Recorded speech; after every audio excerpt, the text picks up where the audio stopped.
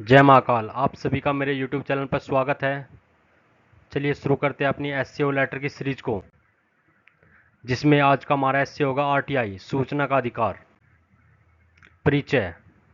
भारतीय लोकतंत्र की सफलता की असली पहचान तभी होती जब आम नागरिकों को सरकार के कार्यों, योजनाओं और निर्णयों की जानकारी मिले। इसी उद्देश्य से भारत में सूचना का अधिकार अधिनियम, right to information act RTI लागू किया गया। यह अधिनियम नागरिकों को सरकारी कार्यों में पारदर्शिता और जवाबदेही सुनिश्चित करने का सशक्त माध्यम प्रदान करता है। आरटीआई अधिनियम भारत में 12 अक्टूबर 2005 से लागू हुआ और यह आज तक प्रशासन को उत्तरदायी बनाने में एक ऐतिहासिक पहल साबित हो चुका है। आरटीआई क्या है? आरटीआई यानी सूचना का अधिकार एक वैधानिक अधिकार है जो हर भारतीय नागरिक को यह अधिकार देता है कि वह किसी भी सरकारी विभाग, कार्यालय, मंत्रालय, निगम या सार्वजनिक संस्था से जानकारी मांग सके।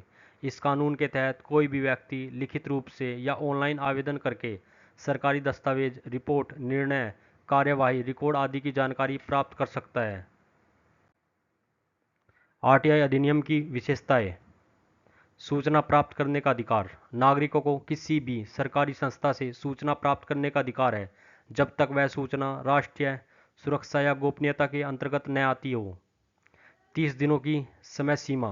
आवेदन करने के 30 दिनों के भीतर सूचना उपलब्ध करानी होती है। जीवन और स्वतंत्रता से जुड़ी जानकारी 48 घंटे के भीतर दी जानी चाहिए। नामित पीआईओ, पब्लिक इंफॉर्मेशन ऑफिसर। हर सरकारी कार्यालय में एक पीआईओ नियुक्त होता है जो आरटीआई आवेदन का उत्तर देने के लिए उत्तरदायी होता है। अपील और शिकायत की व्यवस्था। यदि सूचना नहीं मिलती या गलत मिलती है तो प्रथम अपील, फिर द्वितीय अपील राज्य या केंद्रीय सूचना आयोग में की जा सकती है। आरटीआई के लाभ। पारदर्शिता और जवाबदेही। सरकारी कार्यों में पारदर्शिता आती है और अधिकारी जवाबदेह बनते हैं। भ्रष्टाचार पर नियंत्रण। जब नागरिकों को जानकारी प्राप्त होती है तो घोटाले और अनियमितताएं उजागर होती है। इससे भ्रष्टाचार पर रोक लगती है। लोकतांत्रिक सशक्तिकरण। आरटीआई ने आम जनता को सूचना का अधिकार देकर उन्हें सशक्त बनाया है। इससे शासन की भागीदारी में जनता की भूमिका बढ़ी है। नीतियाँ और योजनाओं की निगरानी। लोग योजनाओं के क्रियान्वयन और सरकारी खर्चों की जानकारी लेकर प्रशासन पर निगरानी रख सकते हैं। आरटीआई से जुड़ी चुनौतियाँ। सूचना न देने की प्रवृत्ति। कई बार सरकारी विभाग सूचना देने में टाल मटोल करते हैं या अपूर्ण सूचना देते हैं। आरटीआई कार्यकर्ताओं की सुरक्षा। कई आरटीआई कार्यकर्ता भ्रष्टाचार उजागर करने के कारण हमलों के शिकार हुए हैं, जिससे कानून की प्रभावशीलता पर प्रश्न उठते हैं।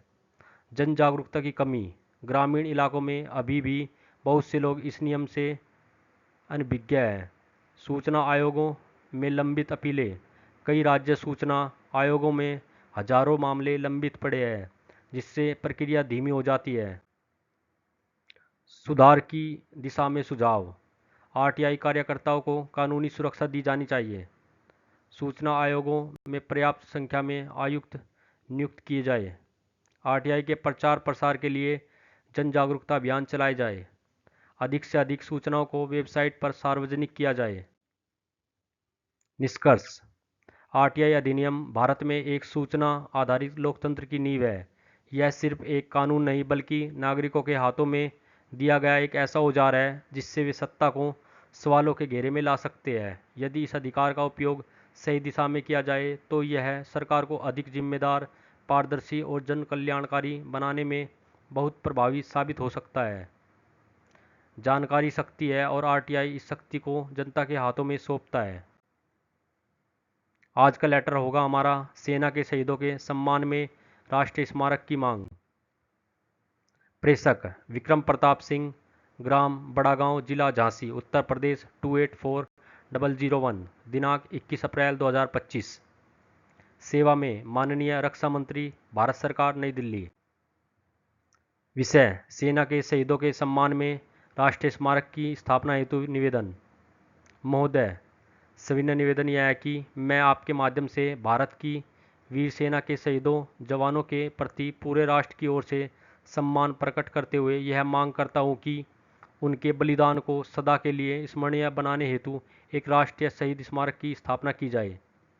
हमारे देश के सैनिक हर परिस्थिति में राष्ट्र की रक्षा हेतु अपने प्राणों की आहुति देते हैं, चाहे वह कारगिल युद्ध हो, पुलवामा हमला या आतंकवाद निरोधी ऑपरेशन। शहीदों की वीर गाथा अमर है, परंतु यह अत्यंत खेदजनक है कि आज भी देश में शहीदों की स्मृति को समर्पित एक समग्र, भव्य और भावनात्मक राष्ट्रीय स्मारक की कमी है। इस दिशा में आपके समक्ष कुछ विनम्र सुझाव प्रस्तुत है। दिल्ली में या किसी प्रमुख ऐतिहासिक स्थल पर एक राष्ट्रीय शहीद स्मारक की स्थापना की जाए। स्मारक में शहीदों के नाम, चित्र, रैंक व बलिदान स्थल अंकित हो। प्रत्येक वर्ष शहीदों के परिवार को आमंत्रित कर एक सम्मान समारोह आयोजित किया जाए।